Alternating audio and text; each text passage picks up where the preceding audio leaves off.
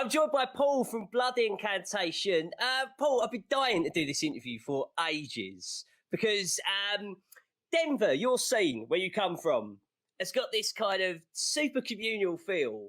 I was wondering, what kind of bands were you in pre-Blood Incantation? Because when Starspawn turned up, like, not only was it really accomplished for a debut record, it had a fresh take on a genre that is long in the tooth, like death metal. So I wondered what you were doing beforehand, because this doesn't scream my first band. Well, I actually appreciate you noticing that, but I'm not from Denver. I've been in bands for almost 20 years, mostly metal, extreme metal, funeral doom, drone doom, black metal, like folk, ambient, experimental music, and also death metal. And I lived in Oregon, that's where I'm from, and so I was always in bands from basically 2002 till 2011 when I moved to Colorado.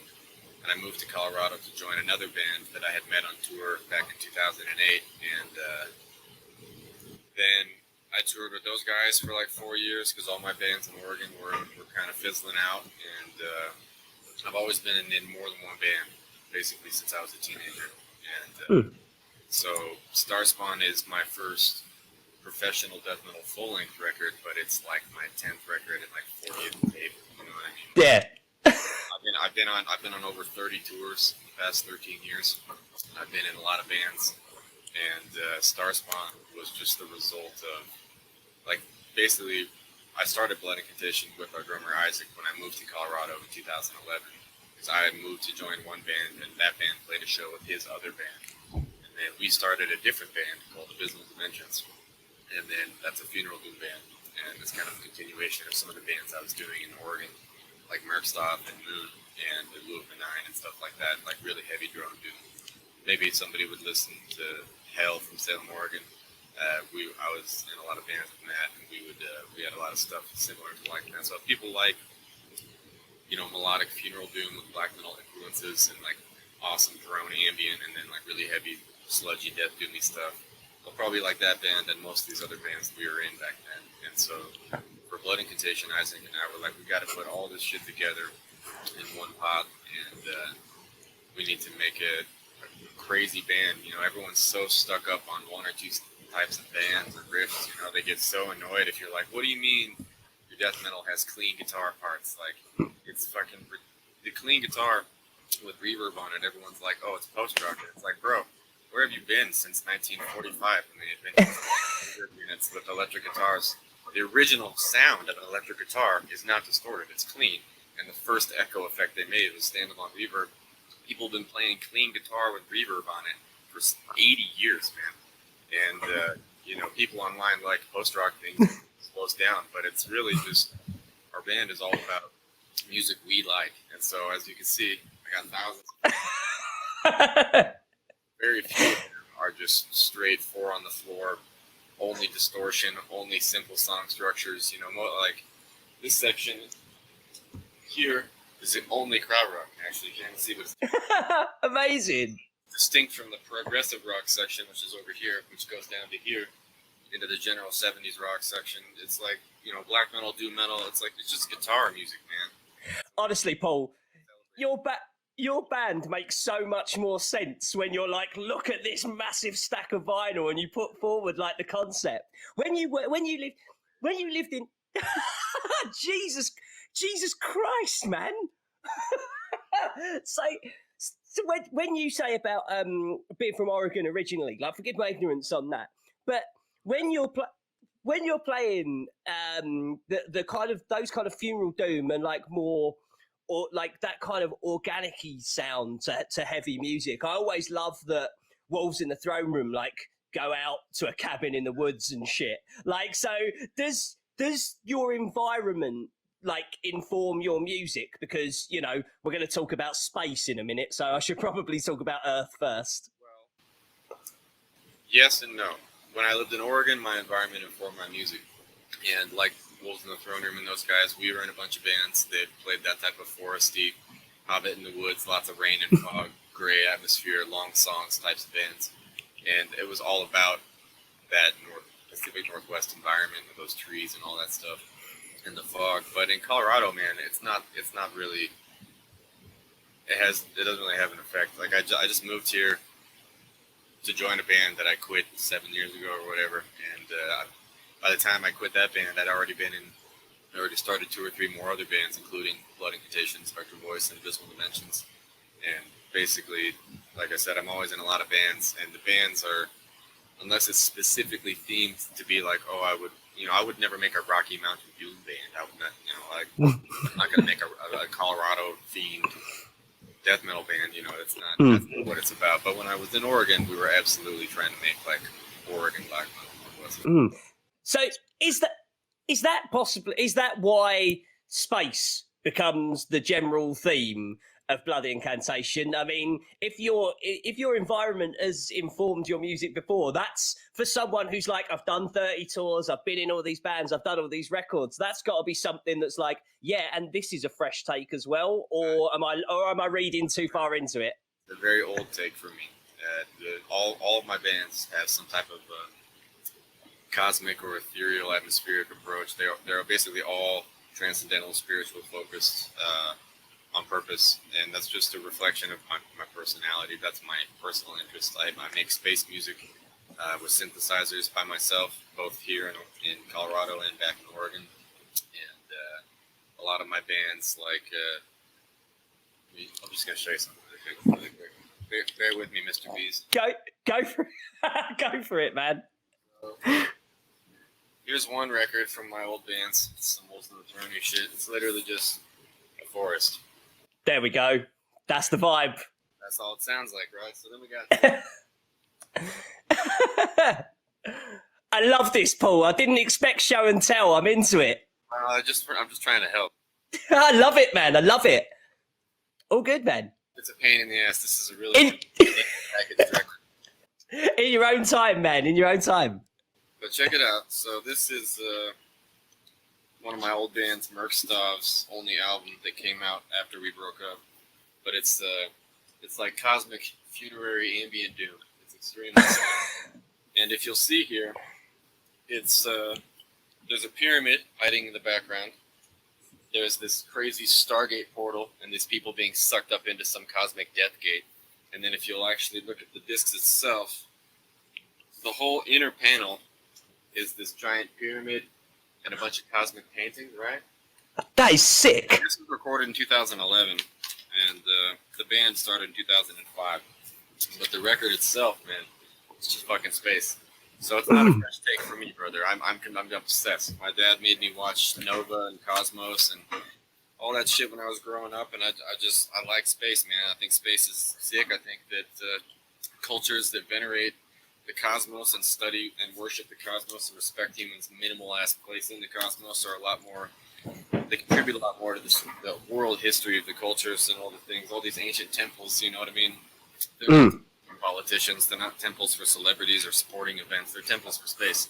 The universe is very important, and we have a very small but integral part in it. And the sooner people really get with the program and stop focusing on all these superficial, materialistic Earth paradigm divisionist tactics that get people all fixated on materialism and things like tradition and culture like this, there isn't any, man. It's all a facade. It's all basically a contrived, very concerted effort on behalf of people who never know your name and don't care if you're born or not. And they want to make money from you. They want to exploit the Earth's resources. They want to kill as many people that disagree with them as they can in the process. And it's been that way for approximately 7,000, maybe 11,000 years before the last deluge. And believe it or not, things like Göbekli Tepe in Turkey and Pumapunku in Peru, all these places in Ecuador, Colombia, these things predate the delusion era. They're like, oh my God, 16,000 years old. You know what I mean? There's water damage on the base of the Sphinx that hasn't rained that much in the Nile River Delta for 20,000 years. So how the fuck old is that platform? You know what I mean? Not the Sphinx itself, but what it's actually built on. There's larger megalithic structures lying underneath them. And anyway, like I said, space is not a fresh take, brother. It's what it's all about. Space is a place, man. Only space is real. Humans exist in space. Mate, like, firstly, you've just blown circuits in my head. That was amazing. And secondly, when people reduce your band to memes, when that is what you're putting forward, is that a help or a hindrance, mate? It's both, brother. It's on the one hand, it's fun to miss the point, but on the other hand, I love memes, and a lot of the memes we actually incept into the populace, and we'll send them out to people we know that can't keep their mouths shut, and they'll send it to somebody else, and eventually it gets back onto the real internet, you know. And so a lot of these people post these memes that make fun of blood incantation, and I make a lot of memes that make fun of blood incantation, and I release them secretly into the internet. But I also think that a meme is a really cool thing, because it's like in the Richard Dawkins sense of the word, it's this transfer of knowledge through these little units of information. And so basically, every time someone tries to make fun of our band, or whether they like it or not, they're sending pieces of information about our band into the metadata of the Omniverse and the internet. And so they're actually increasing our ability to bother them by putting out music, because we're increasing our exposure. And so they're really doing us a favor. And also the memes are very funny. So it's kind of a win-win. So, like, fucking, I love your fucking band, right? I really, really love your band. And I love that it pulls from all these different things and that it's something that feels super fresh to me. Like, when you write music, it sounds like music that is written by people in a room. If you go to enough live shows and see the right kind of bands, you can feel a tight, like, it's such a weird juxtaposition of being loose but being so used to one another that there's a tightness with it as well. Improvising and vibing, like, it's together. So, like, just, you know, at practice, we'll just jam. You know, we'll just improvise. We'll try to get the bad riffs out of our system for, like, and just fuck around. You know, we'll stop, we'll smoke a bowl, and then we'll eat some snacks, and then we'll improvise a little bit more, and then it's like, okay, it's time to get down to business. So then we'll start practicing. And when we write, there's two approaches of how we write. Primarily, Isaac and myself, the drummer and myself, we write most of the music individually, and especially Starspawn and Interdimensional Extinction. However, the arrangements are generally, like, I'll bring the riff skeleton to practice that I make at home with the loop pedal, and I'd bring the skeleton, and then we'd flesh it out, and then we'd figure out the harmonies, and we'd improve the changes and stuff as a group. So the other way is, like, for songs like on our EP or demo, Hovering Lifeless, or songs like on the new album, The Inner Paths to Outer Space. Sometimes we'll just improvise these riffs alone, you know, repeating them enough times, like, oh, that was cool, let's go back, and we came up with that randomly, let's jam in it and then see what else we can do. And then, you know, that's how that is. But when Isaac will write a song, like, he'll write it at his house, and then he'll bring a song. He wrote Chaoplasm on Starspawn, and then Awakening on the new album. And then we bring that to practice, and it gets reworked or whatever, but the general skeletons usually come for Isaac and I. And like, and so the reason I ask is because with this at the moment, like, it fucks with blood ink. Like, it, from the outside looking in, it feels like it would fuck with you in a way that it wouldn't do most bands, because you can feel that like you saying that that's how you write, like, you can hear that within the music. Have you been writing or doing anything creatively for Blood Incantation during this shit? Well, for Blood Incantation, we're in the process of doing some vinyl projects. We pressed a live record 2 years ago called Live Vitrification, and it's 2 songs from Starspawn played as one 20-minute track, and it's like a 24-channel soundboard, fully studio mixed and mastered recording. It actually sounds, I think, better than Starspawn. Like, the atmosphere is better on Starspawn, but Live Vitrification is faster. The solos are crazier, the drums are crazier, the vocals are deeper. So it's like, if you get both, you know. But so we're on our 3rd pressing of that on vinyl. They're all identical, so people can't flip them and tell which one's which. And you're actually the first person I told that there are more than one. But yeah, we're on the 3rd pressing right now. Should be here soon.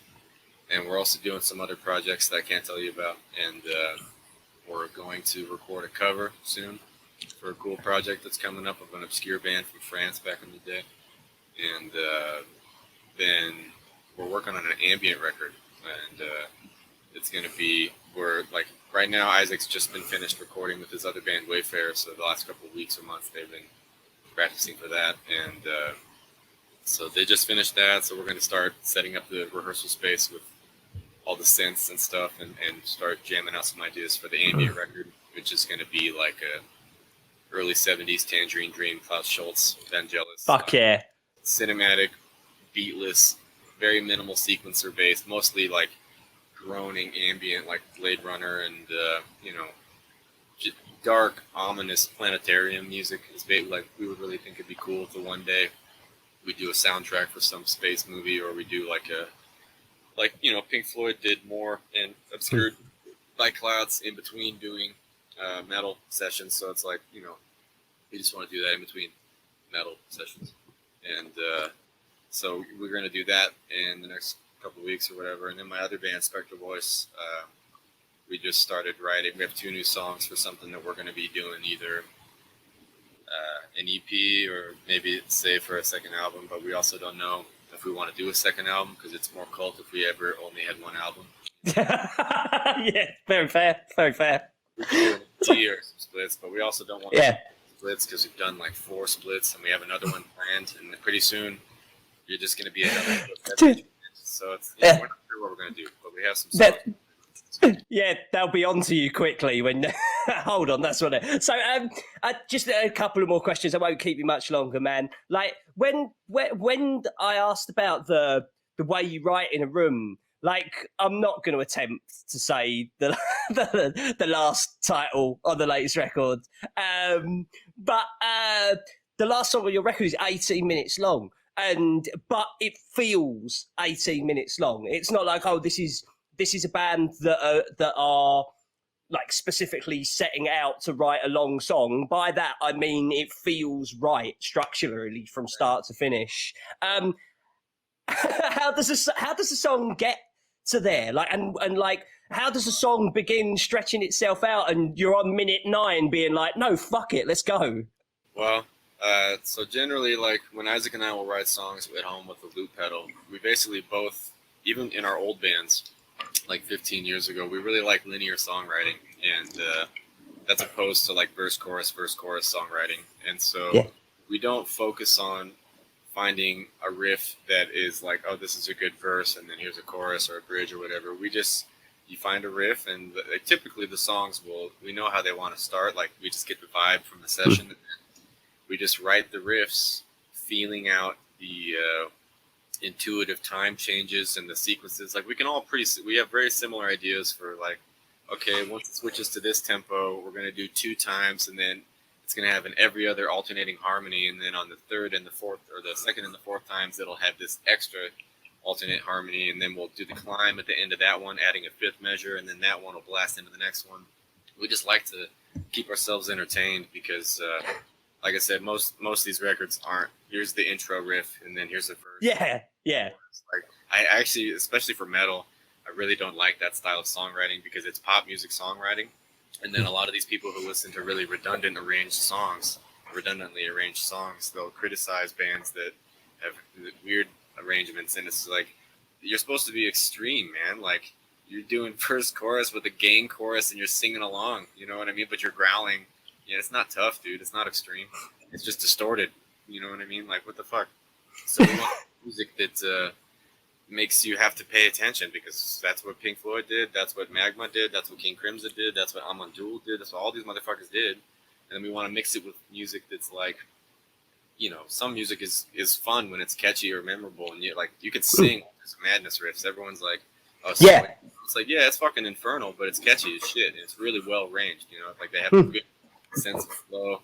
And in particular, bands like Morbid Angel, Death, Gorguts, they're really good bands that started out more or less simple but very advanced, but then gradually expanded their own sound. And that's what we really like. We like bands that grow over time and get crazier and more insane. Like I think the newest Gorguts record, the Play East Dusty Piece, is the best fucking thing they ever did, dude. It's incredible. And I think that Sound of Perseverance was the fucking top form for Chuck, and I think that the next one would have sounded even crazier. I wish the Control Denied had vocals like Sound of Perseverance, but like, you know, it's just really expressive, dynamic, emotional, you know, really compelling music, and it's not for everybody, but a lot of people like it. So I love the fact that my last question, like you've given this super like deep, and I feel like if you like certain types of blood incantation sound, now through this chat, all these reference points you've got, like, go and check them out, like, go and delve into that sort of thing. Which is weird that my last question is, like, do you feel like you have to have a little bit of a sense of humor to truly get blood incantation? I think in life you have to understand that the ultimate life is the ultimate psyop, brother, and that, you know, people, there's like a meme that goes around with this little video game monk, and it's like, your life is a joke, but you don't even laugh, you know,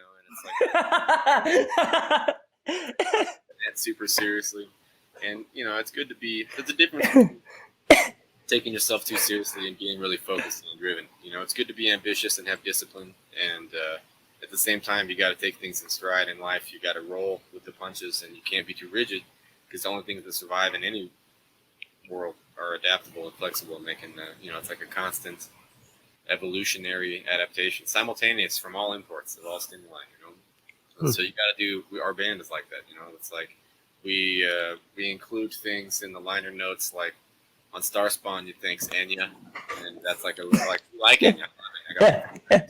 But you know, to some meat-headed dude, they're like, "What the fuck is thinking Enya? Enya stuff."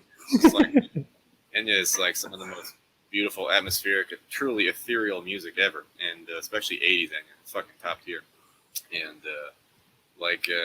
we also on Star Spawn, I have an acoustic band called Hanging Moss. It's spelled all lowercase because it's more quiet.